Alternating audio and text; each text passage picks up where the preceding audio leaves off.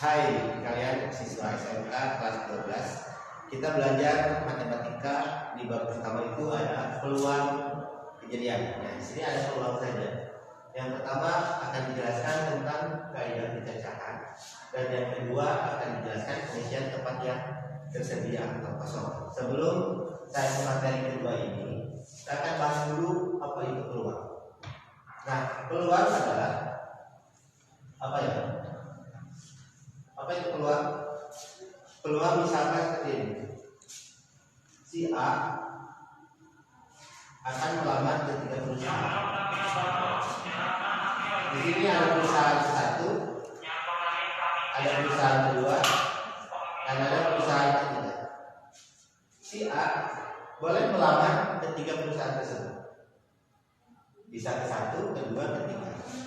Ada nggak peluang untuk terjadi 3 perusahaan?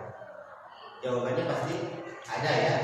Bisa di perusahaan A, bisa di perusahaan 1, bisa di perusahaan kedua, atau bisa di perusahaan ketiga. Tergantung manajemen perusahaan yang akan menerimanya. Nah, jadi peluang itu adalah kesempatan. Nah, di sini di bab peluang akan berbicara dengan kaidah pencacahan. Apa yang disebut dengan kaidah pencacahan dan apa itu pengisian tempat yang pertama ada kaidah pencacahan adalah kaidah yang menentukan atau menghitung berapa banyak cara yang terjadi dari satu peristiwa. Nah, kaidah pencacahan tersebut dibagi 3 lembaga atau 3 bahasan. Yang pertama ada pengisian tempat yang tersedia, yang kedua ada kombinasi, dan yang ketiga ada kombinasi. Nah, ini adalah rumus untuk filling stock atau penyediaan tempat kosong atau tersedia. Dan di sini ada K sama dengan K1 dikalikan dengan K2 dikalikan dengan K3 dikalikan titik-titik dikalikan KM. Maksudnya ini tak hingga ya, sampai berapapun bisa. Bisa contoh di sini ada ya, ada 2 celana berwarna hitam dan biru, serta ada 4 baju masing-masing berwarna kuning, merah, ungu dan biru. Berapa pasangan yang dapat dipasangkan? Nah, yang kedua, dari kota Semarang menuju Bandung ada 2 jalan. Dari kota Bandung menuju Jakarta ada 3 jalan. Berapa jalan yang dapat dilewati ketika akan melakukan perjalanan dari Semarang menuju Jakarta melalui Bandung? Nah, bagaimana caranya? Kalian sini. Yang pertama itu nomor 1 diketahui K1 sama dengan berapa? Nah, K1 adalah ini 2 ya, berarti 2. K2 itu sama dengan gimana? Nah, ini K2. K2 adalah 4. Maka K sama dengan K1 dikalikan dengan K2. Hasilnya adalah 2 dikalikan 4 sama dengan 8. Nah, pembuktiannya dari filling stock ini harus ada pembuktian. Bagaimana cara pembuktiannya? Kita buat tabelnya. Di sini misalkan celana, sini baju. Nah, ini celana warna. Yang pertama ada berwarna hitam. Ini biru.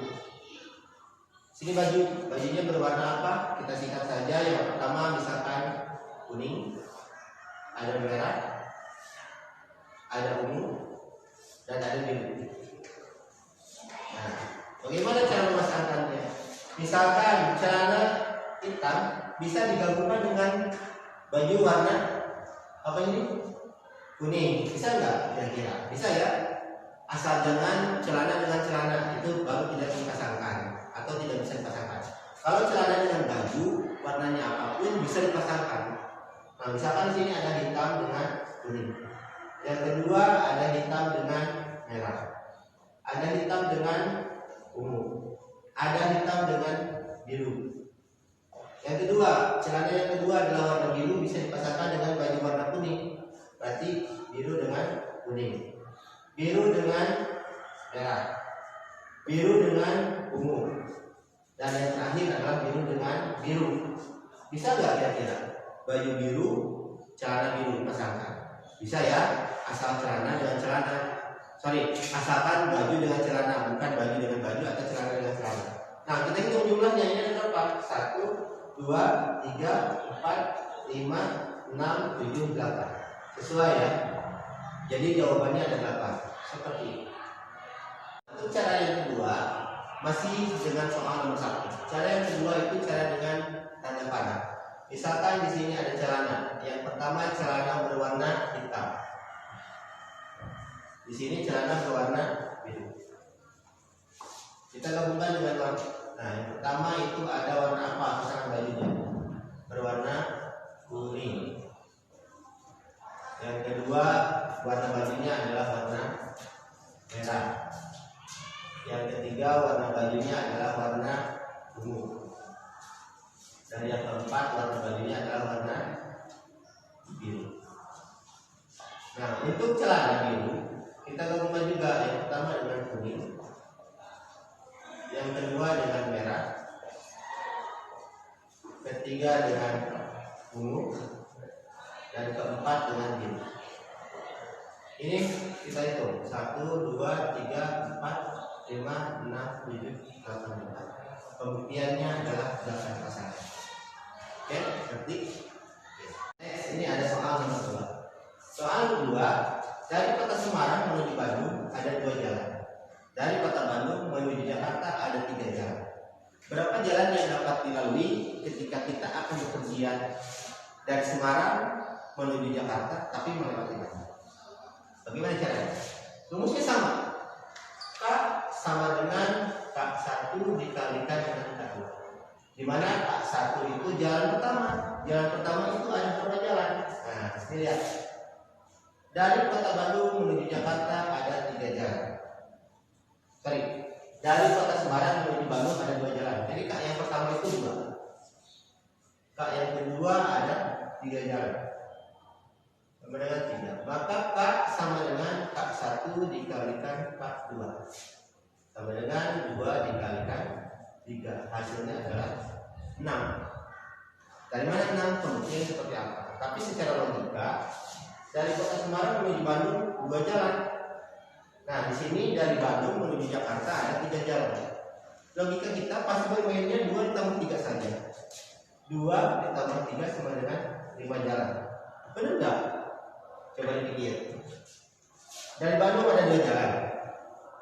Ke Jakarta ada 3 jalan. Logikanya adalah 5 jalan. Tapi menurut rumus ada 6 jalan. Nah, yang harus ditentukan adalah secara pembuktiannya. Yang pertama kita jabarkan. Misal di sini Semarang.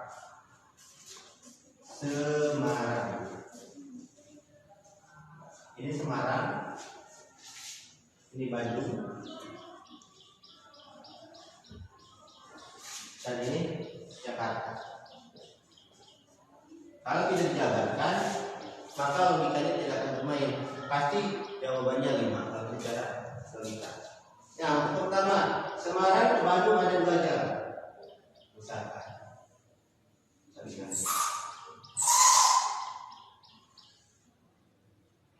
Ini jalan pertama, ini jalan kedua. Misalkan Semarang menuju Bandung itu melalui jalur selatan. Jalur selatan itu bisa lewat Tasik, Ciamis, Garut sampai ke Bandung. Yang kedua, Semarang melalui Bandung lewat jalur utara. Jalur utara itu ada Cirebon, Majalengka dan sebagainya. Yang kedua, dari Bandung menuju Jakarta. Jalur pertama, jalur kedua, jalur ketiga. Misalkan yang pertama itu kita lewat Cianjur, ada nggak? Bandung melalui Jakarta ada yang lewat Cianjur. Yang kedua misalkan melalui Cipularang, benar ya ini Cipularang. Dan yang ketiga alternatif Bandung Jakarta itu melalui Purwakarta. Nah, logika kita bermain pasti ada 5 jalan yang dilalui Semarang menuju Jakarta melalui Bandung. 1, 2, 3, 4, 5 karena jalannya pun terlihat 2 jalan dan 3 jalan. Dari pembuktian kita akan menemukan 1 jalan yang tidak dapat diketahui. Yang pertama ya lewat selatan, yang kedua lewat utara, ketiga Cianjur, 4 Cipularang dan 5 Purwakarta. Di mana 1 jalannya yang tersebut? Ada yang bisa menebak? Nah, jawabannya pasti melalui Bandung. Jalan ke-6 adalah Jalan Bandung. Kita tidak terbangun dari Semarang menuju Cianjur atau menuju Jakarta, pasti melewati Bandung dulu. Logikanya seperti itu. Dari Semarang menuju utara, tidak langsung ke Jakarta, pasti melalui Bandung dulu. Kita lewat Jalan Bandungnya dulu. Nah, makanya dari rumus itu ada K1